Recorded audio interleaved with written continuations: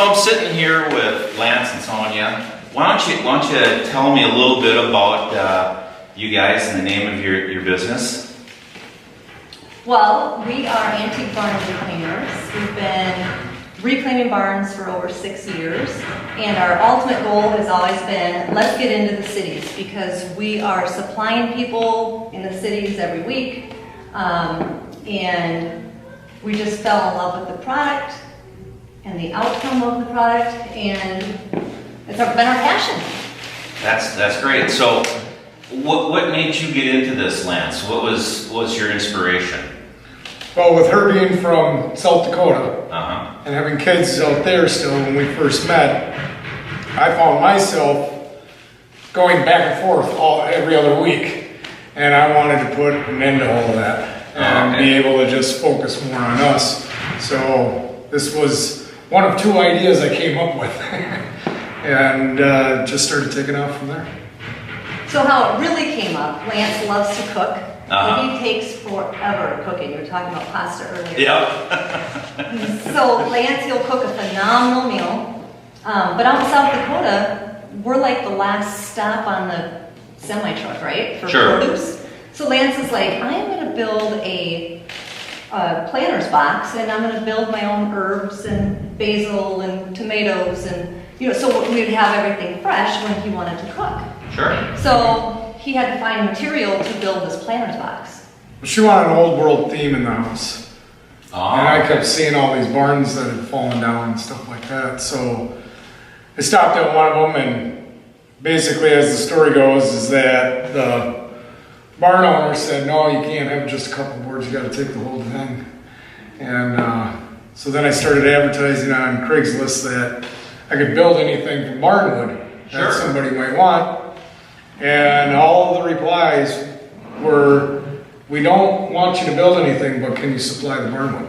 Oh, okay. So then, hence, start of the business, and all of a sudden I'm delivering. The second delivery we ever did was all the way down to Chicago. Wow. Yep. And then within doing deliveries across the U.S., I started seeing all these other barns everywhere else, and people were asking, could we make flooring, or did we have at least hardwood for them to be able to have flooring manufactured out of it? And so then we started going all across the country, taking down barns and getting different wood species and learning how to identify all the different wood species and stuff like that, and being able to really set a person apart from just the average barnwood. So if somebody was wanting to reach out and get a hold of you, say if it was a builder or a interior designer or an architect, how would they get a hold of you guys? 3 ways. 3 ways. Tell me. Website, antiquebarnwoodreclaimers.com. That's with an S at the end. Second one, phone number, 952-486-7800. Third one, location, 6321 Cambridge Street, St. Louis Park, Minnesota. And I do want to add in too that we are open Monday through Friday, 9 to 5. Okay, great. Lance and I are usually here longer than that, and most weekends.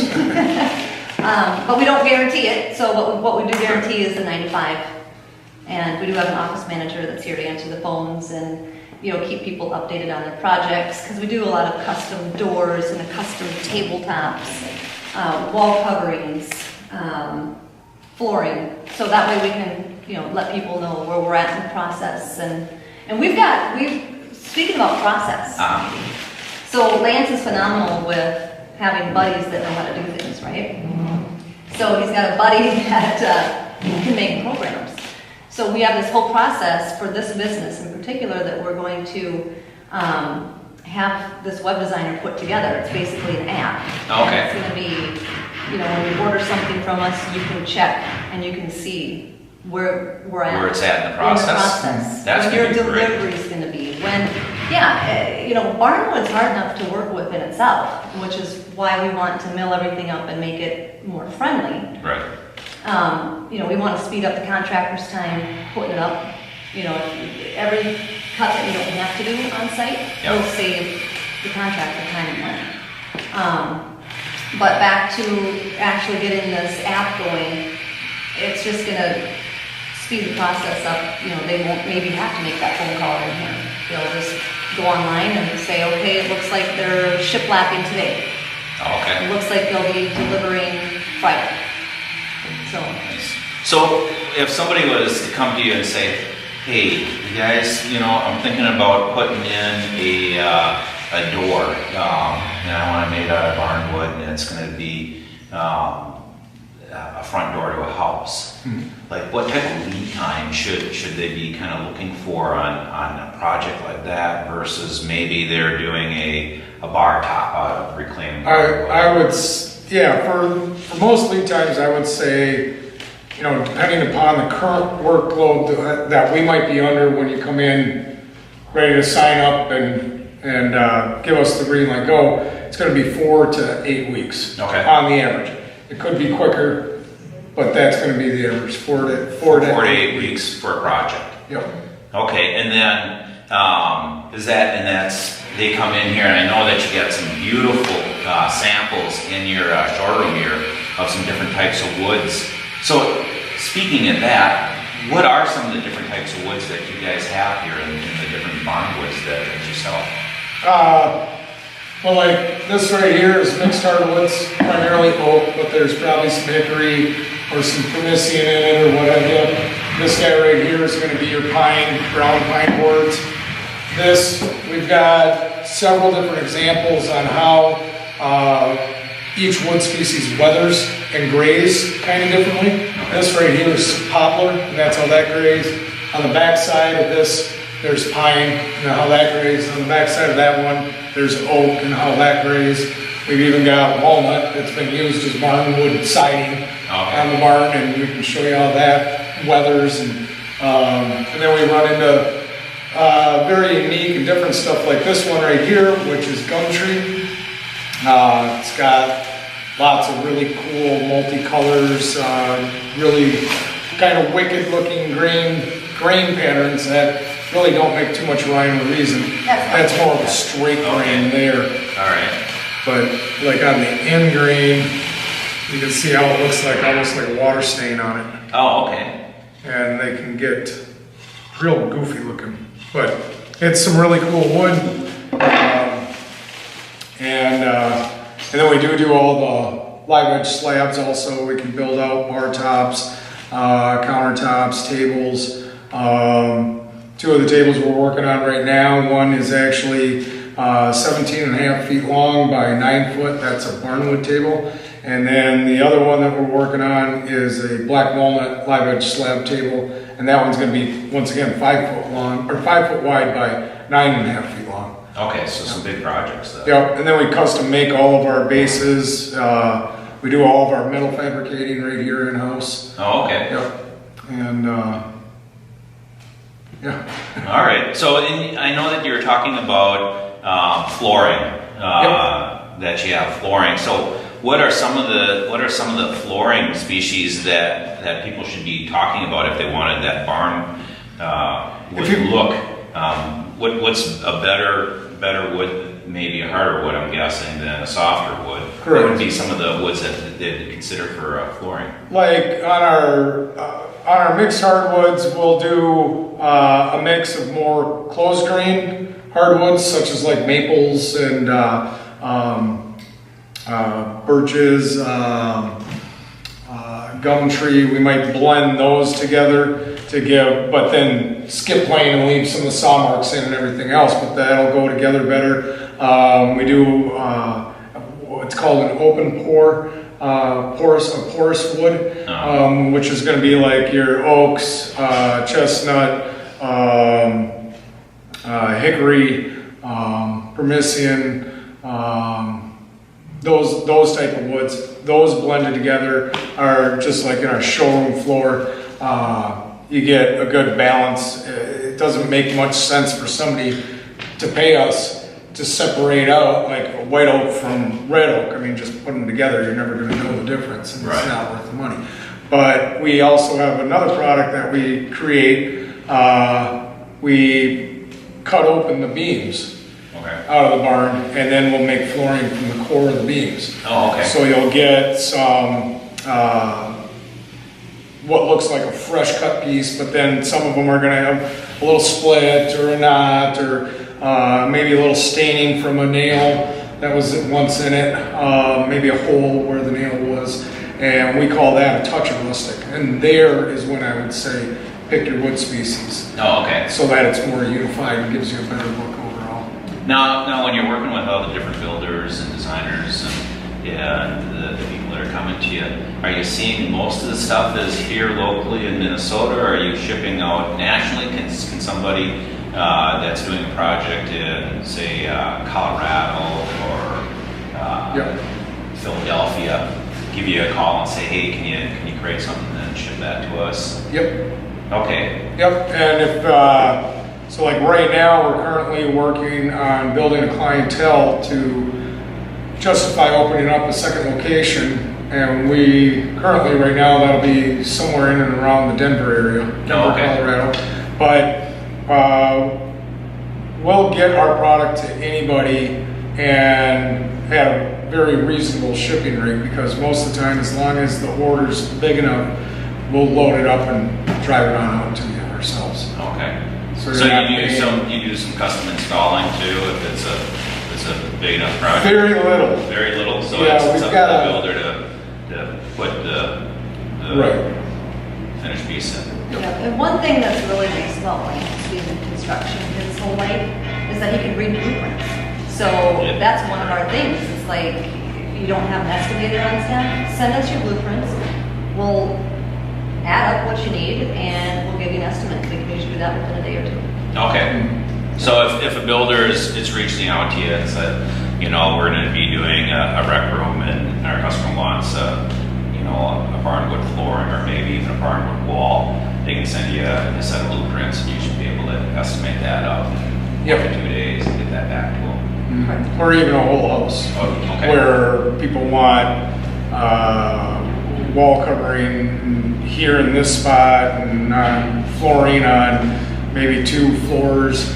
Then they want a whole trim package for the baseboard and casing around the windows and doors. I can sit down and all you got to do is send me the blueprints and I can sit down and get that all tallied Okay. up. All right. And then far as if it's a big project and stuff like that, sourcing the different barnwoods and stuff like that, how long of a lead time do you need, or do you have most of the different species that you sell stocked already and ready to go? Yeah, for the most part, we keep a fluctuating inventory of around 40 to 60,000 board feet between all of our boards and our beams. Okay. When a customer calls out for a specific wood species, it's going to usually add a little bit onto that lead time, anywhere from a week to a month on the lead time. But we are constantly bringing in anywhere from 3,000 to 5,000 board feet every week and milling it. And, most of it, and we're also sending about that much out the door each week too. Okay. So, yep. All right. Is there something about your business that makes you guys totally unique from everybody else here in the Midwest? One of the biggest things is we'll go anywhere in the country for reclaiming. Oh, okay. And we've got crews in 3 different states that are tearing down barns for us. Oh, okay. Yep. And so our kind of biggest forte, not to say that other people can't offer it, but our biggest forte is that we specialize in the hardwoods and the hand-hewn beams. Obviously, not to say that we don't get our good ration of pine in and stuff like that, not to say that there aren't people out there that like the look. It is a good look, but we wanted to offer more to our clientele. Okay. Great. I was back in their production area in their warehouse, and you got some amazing equipment out there that can, rip and tear and plane, everything that you need to do to create the look that you're going for and the shape and size that you're going for. How important is having that big warehouse space with all those fancy tools and saws out there to make your product? I would say utterly important. The biggest thing when you come to us is our products are ready to install. There is nothing that the contractor is going to have to do to try and straighten out a board, or all of a sudden one's a little thicker than the other, so he discards that one and then goes back to the pile to find another one so that he can try and make the wall as flat as possible. We've already done a common thickness planing. We can either leave the original surface, or we can do a skip plane, or like I said, we can even cut from the center of the beams and collect the old growth wood. And then we've got the ability to tongue and groove for flooring, or we can shiplap the edges for easier wall and ceiling installations. Oh, okay. Again, that cuts down on the contractor's time Yes. installing, and we have gotten that many times where we've had people come in and get 250 square feet, and they'll go, that was the best experience ever, because I didn't have to sit and cut every chalk line, every piece of wood that went up the wall, and it just shiplapped right together. And, everybody thinks that shiplap is this white Wood species. Yeah, or wood species, Yeah. or a white wall with a little strip in it. It's not. Shiplap is just an edge on the board to kind of join them together. Join them together. Hopefully sometime here in the very near future, in 2018, we will be offering many different wood species, exotic wood species, from a mill that we're working on setting up, creating, and building down in Central America. Oh, really? So we've established a wood carver down there that can create furniture and stuff like that, so we can help the locals down there obtain more money by us being able to have pieces made down there and then bring it here. And because it's all of our own personnel, we're able to keep the costs down so that we can, just like we do with our barn, would offer it out at a very reasonable rate. Okay. Now, speaking of pricing, is there a formula that a builder or designer or architect should kind of use in their head when they're thinking about using barn wood to figure out, by square footage, what the average cost would be? I know it's going to be probably different between the different types of woods, but as a rough estimate, is there like a price range, per square footage, kind of like how you equate it to the equivalent to carpet or tile or hardy board or Sure. siding? Yeah. I would say whether it be tongue groove or shiplap, whether it's hardwood or softwood, a range of $6.50 to $8.50, maybe even pushing $9 a square foot. Okay. Depending on the species and depending on the size. Okay. 6 years ago, we could get 9, 10, 11, 12-inch hardwood boards Yep. off the siding of the barns. Today, it's getting a little more scarce to get that large of a hardwood tree board off Sure. the barns. We're seeing, the last year, we're seeing more 7s and 8s coming in Okay. than we are 9, 10, 11, 12. To Okay. get a 12-inch hardwood board would be a 1x board would be, that's a tough call out. Okay. Yeah. And there are going to be tough call outs in barnwood. All right. Yep. We've had people come to us and say, I need a 13-inch beam by 18 inches, and it needs to be 26 feet long. Okay. That wasn't a common size in the barns Oh, okay. back then. Yep. So the most common sizes of beams in barns are 6x6s, 8x8s. We'll Right see. there, that's about it. That's the most common. I mean, but there's they're- 10x10s, 12x12s.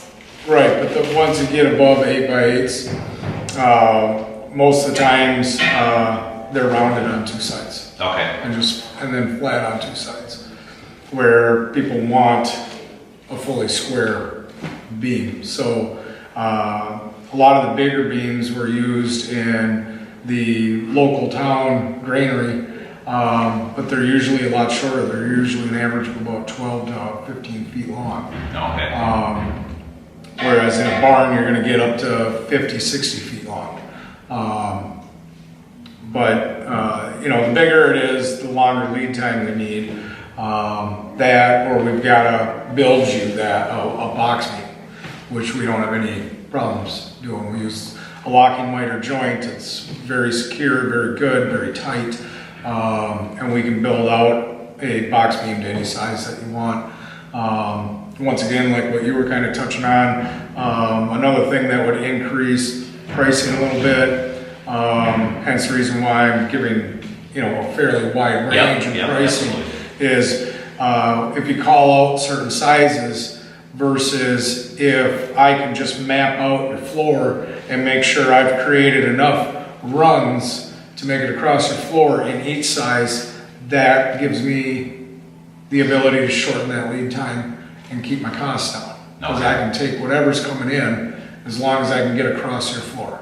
Okay. And make your flooring. Versus we want all 6s. Okay, well, I'm not going to take a 7.5 inch wide or wider board to create a 6 and create all this waste. Sure. I just paid trucking, or I paid my guys to get it down. Or, and that almost kind of defeats the purpose too, a little bit of that unique look if all the boards are the same size. Exactly. Through the whole thing. Exactly. Then you're probably going away from really what that look is. So you want that irregulatory look throughout the wall or the floor. Absolutely. Yeah, well, that's the nice thing about Barnwood is that it's not perfect. It's never going to be perfect. You know, with the 100 years of wear and tear and the minerals and blowing into the siding and the winters or the hot sun, humid environment down south. The character that it reveals after that 100 years is you can't mass produce that. You know, they've tried. You see the laminates that they take pictures of. Well, this is nice barnwood. Let's take a picture of it and just roll it out and mass produce it. Right. This you can't mass produce it. And what's nice too is that it's a little bit. It's not perfect. It's a little warpy. But you know what? That says it's real. This is real reclaimed stuff. So speaking of reclaimed stuff, so if somebody is watching this video out there that has a barn that's dilapidated, that's falling down, or a chicken coop, or an outbuilding of some sorts, you guys would be interested in talking to them, wouldn't you? Yes. Okay. Yep. And the best thing to do is go to our website, once again, Antique Barnwood Reclaimers with an S.com. Go to the contact page, hit it, and attach pictures and email them off to us. Okay. With your contact. Ideally, we do like barns that are 100 years old. Hence our name, Antique Barnwood Reclaimers. And again, too, just because of the 100 years, you've got, that's just kind of our mark. Wood drying for 100 years is a lot of our moisture content is at 6%. Okay. You get this fresh lumber. What is it? If you went to Menards and stuck a moisture meter in Menards pine, you'd be at what, 14, 16%? A lot of times, yeah. Moisture content here. And I wish we had our moisture meter, we could do it. But we'll be sitting at 68%. Okay. Let's talk about kind of some of the custom work that you do on furniture. So not only you do flooring, you do walls, a couple of unique things that seem to be real popular right now are the barn doors that are sliding on the rails and stuff like that. What are some of the other things that you're seeing that you're getting orders on, Lance? Well, we get lots of tables. We've been slowly and surely getting more and more orders or being asked. Right now we've got a lot of bids out there for large remodels or a whole house project, and we're starting to get some cabinets all faced and doored out of the real barnwood. Box beams. Yeah, box beams, lots of those. Once again, because we can make it to whatever size you need. And it's lighter, it's easier to work with. Yeah. Plus, you're still going to get that nice 100-year-old barnwood look, the characteristic knots, and you're still going to get the look, Because a lot of people, what they're doing is they're replicating these box beams today, and they're using fresh lumber. And they're mass producing it, they're putting it through a wire brush machine, and they're making the grooves in the fresh lumber, and they're trying to make it local. Well, we do actually take our 100-year-old wood and we'll mill that into the box beams. Oh, okay. Okay? So we're going to talk about some really cool stories that Lance has found in some wood. I'm interested in what stories these are. So I need to tell us, get us going. So everything that comes into our shop, we have to wand it with a metal detector, because our machines, for whatever reason, do not like nails. Yeah, it's funny, but don't really care for those. No, but our saw sharpening place loves us. Trust me, they love us. So anyway, so we're sitting here wanding everything, and we're all these boards, and beep, beep, beep. And there's no nail holes anywhere. There's no sign of the ability for somebody to have driven something into this.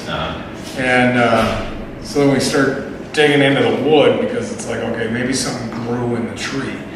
And here's shrapnel. And then I look back to the date of the barn, the build date of the barn, and it's built in like 1872. Well, that's shortly after the end of the Civil War. And odds are that lead, because it's lead pieces, is a bullet, shrapnel, something along the lines, because the tree was growing during the Civil War. The reason why the barn was built in 1872 or whatever it was is the original barn got burnt down or got destroyed during the war.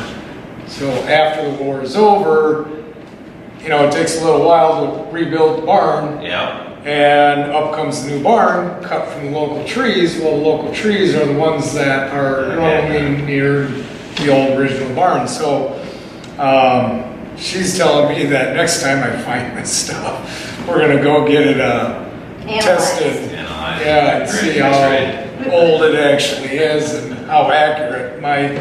Not my opinion on that. That's absolutely what it is. I mean, heck, we use lead in bullets all the way up. I mean, I shotguns with lead in them, so I mean, what was it, mid-80s when we were converting from lead shot over to steel shot. So I mean, but the fact is that barn was built in the 1870s, early 1870s. How did this lead get in there? I mean, yeah, it could have been a farmer that was shooting at a dove or a pigeon. I mean, but it's still going to date around that time. And then there's a possibility that could even be a lot older than silver. Sure. Yeah, so we always say this just all kind of fits in with what we've done, or what we're going for. And, that's part of the beauty. It's not just the character, it is the history behind it. And here's the sad thing is, people ask, well, aren't the barns going to run out? Yeah, they will run out someday. They will. But you know what? We're going to preserve what we can. We're going to do our part and work hard and keep working hard and get this wood into somebody's house so they can enjoy it for another 100 years. Yeah. Well, I grew up in rural Minnesota, actually by the South Dakota, North Dakota border area. So I know a lot of barns that I've seen in my day got pushed into a pit and burned. Yep, So absolutely. what you guys are doing, reclaiming, this barn wood is special. It's part of history, like you say it, and it has a unique look to it. It's not perfect, and that's what makes it beautiful. Right. It's kind of like us human beings. We're not perfect by any means, but the more imperfect we are, the more beautiful we are, right? So that's how I feel about barnwood, and I'm guessing that's how you guys feel about it. Absolutely. Yeah. So you guys started this business 6 years ago? A little over 6 years ago. Yep. Now, what are the changes you've seen in those 6 years from beginning those beginning times to where you're at right now? It's been a process. The barnwood had a craze back in the 70s, It's the rustic theme and idea has never gone away. It's been around forever. I mean, mountain living is all about rustic. Lake living is all about rustic. But when we started, I had to advertise all over the whole country just to get enough business to stay alive and keep trying to grow the business. Today, it's like we don't have to at all, but we can keep up with it, so we still are trying to, you know. But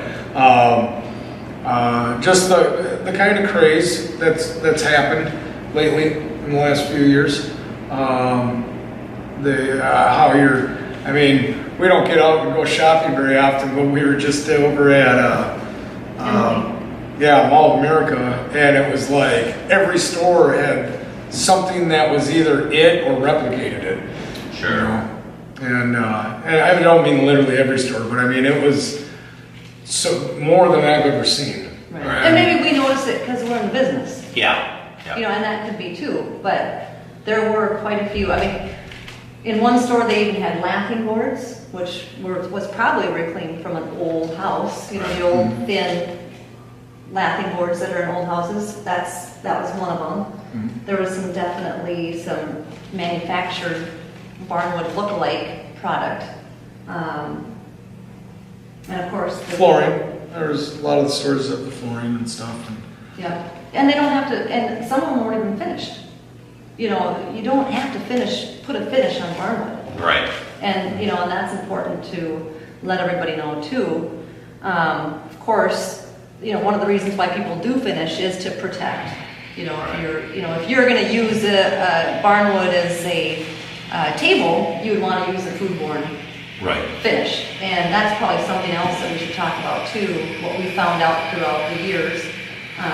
Just trying different finishes. We try not to stain anything because we want the beauty of the wood to actually be saved. Yep. But we've been dabbling around in some different kind of oil finishes. This is an actual oil finish here. Okay.